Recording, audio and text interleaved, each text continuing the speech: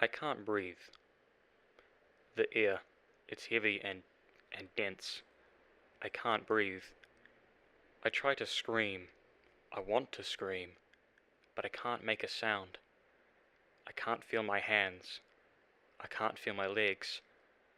I can't feel anything. Everything is numb. Everything is dark.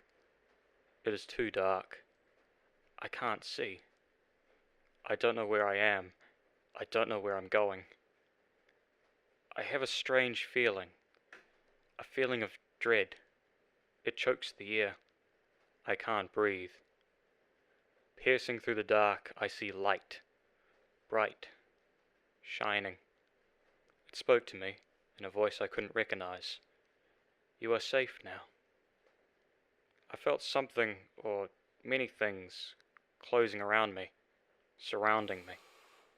There's something breathing behind me, next to me, in front of me. It was breathing heavily in time with the rise and fall of my chest. Everything was dark. I don't feel safe.